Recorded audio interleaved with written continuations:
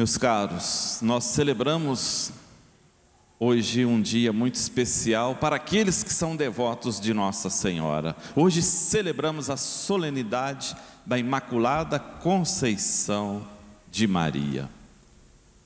E para dar assim um pontapé inicial nessa mensagem simples, nesse bate-papo que temos aqui agora, onde só eu falo e você escuta no seu coração, mas você vai sendo provocado e vai falando para você mesmo.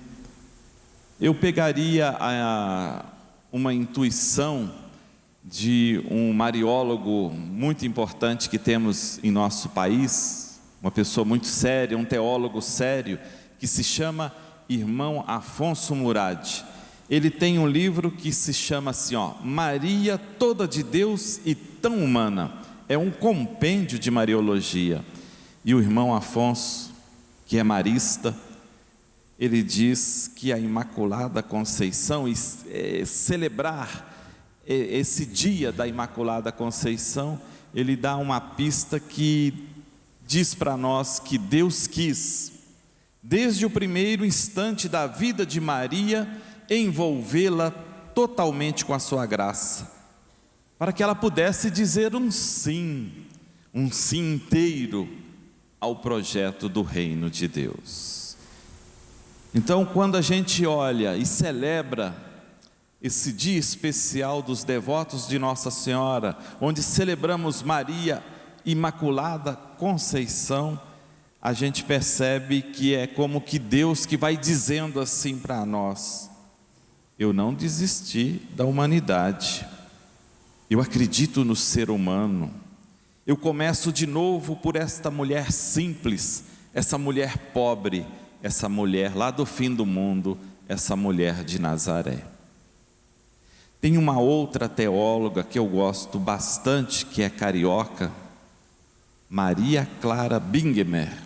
Ela tem um livro, para você que gosta de estudar sobre Nossa Senhora, ela tem um livro que se chama assim, é um livro já de muito tempo, Maria toda de Deus, não, Maria Mãe de Deus, Mãe dos pobres. Maria Mãe de Deus, Mãe dos pobres. Eu li esse livro no primeiro ano que eu estava no seminário, então isso é lá no século passado, né? Pensa bem, essa teóloga reflete nesse livro e diz assim: Maria é totalmente aberta à graça de Deus, ela é totalmente aberta ao amor. Maria, em seu interior, na sua vida, não se encontra espaço para o ódio, não se encontra espaço para a vingança, não se encontra espaço para orgulho, não se encontra espaço para manipulação. Ela é um terreno bom, onde Deus planta Jesus. Um terreno bom onde Deus planta Jesus. Então, ao olharmos esses pensamentos, ao olharmos e celebrarmos essa solenidade, nós percebemos que Imaculada não significa fraca, não significa uma mulher ingênua, significa uma mulher forte, forte na graça de Deus, livre por dentro, inteira para Deus, inteira para os irmãos. E aí nós nos deparamos com esse belíssimo texto do Evangelho de Lucas. E esse texto, a meu ver, ele apresenta para nós 7 sinais importantes. 7 sinais que às vezes, ao lermos, a gente não percebe, mas esses sinais são significativos, esses sinais são provocativos, e esses sinais dão sentido para nós que somos devotos de Nossa Senhora, que a temos como uma mãe intercessora, que a temos como aquela que intercede por nós, que a temos como aquela que mostra para nós um jeito diferente de amarmos Jesus, o seu Filho. E o primeiro sinal é aquele do anjo que vai até aquela mulher. É o primeiro sinal que a gente percebe aqui. O anjo vai a Maria. Maria é uma mulher. Maria é marginalizada. Naquela época, nós percebemos que a mulher não era valorizada de jeito nenhum. E hoje parece que nós estamos engatando uma ré, né? Onde a gente vê o não respeito às mulheres. Maria mulher, Maria pobre, Maria adolescente, Maria prometida a casamento com um tal de José, lá no lugar esquecido, no fim do mundo. E esse mensageiro de Deus, o anjo é mensageiro, ele vai levar uma notícia, ele vai levar a mensagem de Deus, e ele vai até esse fim de mundo. Então nós percebemos, Deus faz coisas de onde ninguém se espera. Ninguém se esperava nada daquele lugar, ninguém se esperava nada daquela menina, que é pobre, mulher, simples, estava lá no escondido da vida, e nesse escondido da vida, Deus acha Maria. Deus faz coisas onde ninguém espera nada. É o primeiro sinal. Um segundo sinal é uma palavra que foi dita pelo mensageiro de Deus. Ele diz para ela assim: alegra-te, alegra-te. Interessante isso. Essa palavra, ela é carregada, quando você lê mais de uma vez o texto, você percebe que essa palavra, ela é ligada a um pedido. O mensageiro vai pedir para Nossa Senhora, para ela se alegrar. Ele diz para Maria: alegra-te. É Deus que pede algo. Deus pede algo. E ao olharmos esse Deus que se manifesta através do seu mensageiro e pede para ela que tenha essa atitude de alegrar-se, nós perguntamos para nós hoje: quais são as nossas alegrias? Às vezes a gente vive numa correria, vai para aqui, vai para ali, faz isso, faz aquilo. Estamos aí no fim do ano, e aí tem tantos compromissos, e a gente, às vezes, nesse tempo propício do advento, a gente perde a oportunidade de refletir e olhar quais são as nossas alegrias. Às vezes a gente fica muito preso nas dificuldades, nas dores, nas cruzes, nos tombos que caímos. Esquecemos de olhar as alegrias que temos. Deus pede algo para nós hoje. Como Ele pediu para Maria, Ele pede para você: alegra-te. Terceiro sinalzinho é também uma frase dita: não tenhas medo. Maria ficou assustada. Maria não esperava aquilo. Maria não entendeu aquilo. E ela ficou assustada com essa manifestação toda. E ali nós vemos o mensageiro dizendo para ela: não tenha medo, porque Deus é fortaleza. Deus nos fortalece. Deus está conosco e Ele nos segura, Ele nos ampara. E ao olharmos Maria, que ficou perturbada, mas ao mesmo tempo consolada, porque o mensageiro mostra que Deus é fortaleza, nós olhamos para a nossa vida, além de olharmos as nossas alegrias, o que nos alegra, somos convidados a perguntarmos: quais são as nossas perturbações? O que perturba você?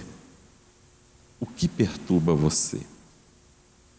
A confiança em Deus sempre suaviza as perturbações que nós temos. A confiança em Deus suaviza as nossas preocupações. A confiança em Deus nos dá sentido, e a confiança em Deus deu sentido para Maria. Um quarto sinalzinho, é um sinal, eu acredito que é o ápice desse texto aqui, é o presente que Deus quer dar para a humanidade através da pessoa de Maria, porque essa mensagem toda tem um sentido. Maria, você vai ficar grávida por obra do Espírito Santo, e esse neném que vai nascer do seu ventre será Jesus, o prometido, o Messias, o Salvador, aquele que vai redimir a humanidade. É o presente de Deus para a humanidade. Deus quer dar um presente para nós, para toda a humanidade, e esse presente é dado utilizando. Deus utiliza, veja bem que bacana que é isso. Deus, de tão Deus que é, Ele quer se utilizar de uma figura simples, de uma mulher, para nos dar esse presente, porque é no ventre de Maria que é gestado o Filho de Deus, é o presente de Deus. Quinto sinalzinho, o coração de Maria, depois de saber de tudo isso, é um coração que teve dúvidas. Certamente o que se passou ali, ela não estava entendendo direito, dúvida, mas como é que será isso? Maria era prometida em casamento. Vocês sabem que naquele tempo, aquela cultura do povo judeu, né? Quando se acontecia ali o noivado, o noivo já levava a noiva para casa, eles já habitavam juntos para depois acontecer o matrimônio. A cultura era assim. Mas ela não estava noiva ainda, ela estava prometida em casamento. E aí na cabeça dela já viu tudo aquilo. Mas como é que ela vai ter um neném se ela não estava habitando com aquele que seria o seu noivo? Como é que ia acontecer isso? Como é que ia acontecer isso? E o anjo diz: o Espírito do Senhor virá sobre ti. O Espírito do Senhor virá sobre ti. E ao olharmos essa dúvida de Nossa Senhora, de Maria, nós perguntamos para nós: e quais são as nossas dúvidas? O que nos inquieta? O que nos inquieta? Sexto sinalzinho, a palavra decisiva de Maria. Ela diz sim. Ela poderia ter dito não. Deus não violenta ninguém. Deus não força ninguém. Deus é liberdade pura e quer a nossa liberdade, livre aceitação. A proposta é feita, ela poderia ter dito não. Se ela tivesse dito não, o anjo iria para outro endereço. Mas ela diz sim. Sim, ela disse sim. Deus contou com essa disponibilidade de Maria. E ela diz sim, porque ela se coloca a serviço. Ela empresta seu útero para que Jesus pudesse nascer e a salvação pudesse vir para toda a humanidade. É o serviço salvador. Serviço salvador. Jesus é o Salvador, mas para que ele pudesse vir, foi necessário a pessoa de Maria. Ela gestou o Filho de Deus. E o sétimo e último sinalzinho, são 3 provocações que esse texto faz para nós hoje. Primeira provocação: Maria nos provoca a cuidar do coração. Hoje a gente vê o pecado entrando para tudo quanto é lado, né? Não só em coisas escandalosas, mas o pecado entra nas coisas sutis. O pecado significa a ruptura com o projeto de Deus. O pecado significa a distância do verdadeiro amor. E aqui a gente vê que o pecado vem vindo nessa ruptura com o projeto de Deus em pequenas doses. E essas doses são manifestadas na indiferença, na fofoca, na mentira, no rancor, na falta de compaixão, no egoísmo. Cuidar do coração. Cuide do seu coração para você vivenciar o mistério deste Natal que se aproxima. Uma segunda provocação de Maria: cuidar do outro. Maria não é só imaculada por dentro, ela é imaculada por fora, ela é toda voltada para o outro. Nós vemos ali no mesmo texto, na sequência, que Maria, ao saber que a sua prima Isabel, em idade avançada, alcançou uma graça de também gerar um filho, ela deixa suas coisas e parte em direção. Maria missionária que vai em direção da outra pessoa que precisa, e ela vai lá servir. Serviço é um nome ligado a Maria. Maria missionária, Maria servidora. Maria vai servir de forma simples aquela pessoa que precisava. Cuidar do outro. Nesse mundo onde há tanta indiferença, onde ninguém quer saber muito do outro, principalmente do outro que precisa, principalmente dos pobres, dos abandonados, nós somos provocados por Maria a sermos servidores, a cuidarmos de quem precisa de nós. E a terceira provocação de Maria desse texto: cuidar da esperança. Nós vivemos num tempo de muito cansaço, de muito desencanto. Para onde você vai, você vê uma pessoa prostrada, olhando para baixo, cansada. O mundo está cansado, o mundo está desiludido. E nós estamos encerrando esse ano, esse jubileu da esperança, e Maria vem nos provocar a sermos cuidadores da esperança, cuidar da esperança, porque a última palavra presente no mundo é a mesma que é a primeira palavra. A primeira palavra que Deus manifestou ao criar o mundo é uma palavra chamada graça. Pela graça de Deus Ele criou, pela sua graça Ele criou, e tudo que Ele criou é bom. Pela graça de Deus a vida entrou no mundo quando Ele criou o homem e a mulher e deu liberdade para que o homem e mulher pudessem desenvolver e fazer uma história bonita. Pela graça de Deus, Jesus veio ao mundo. Pela graça de Deus, o mensageiro encontrou lá no fim do mundo Maria, no cantinho esquecida, e ela se tornou grande, de tão grande, convidou você para estar aqui hoje, celebrar conosco hoje aqui. A última palavra é a graça, a primeira palavra é a graça, a palavra que perpassa é a graça. Então nós somos pessoas da graça, e para sermos pessoas da graça, nós devemos ser pessoas cuidadoras da esperança, levar esperança, cuidar da esperança, olhar mais para lá, olhar para o mundo com o coração, é olhar com os olhos da fé. Maria é a prova antecipada do projeto de amor de Deus para com todos os seus filhos e filhas. E que você, como devoto de Nossa Senhora, jamais abandone a sua fé. Peça a graça a Nossa Senhora de você perseverar até o fim. Perseverar até o fim, mesmo em meio a tantas dificuldades, mesmo em meio a tantas dúvidas, a tantas incertezas, a tantas decepções. Perseverar na graça. Perseveremos na graça. Maria vai sempre conosco.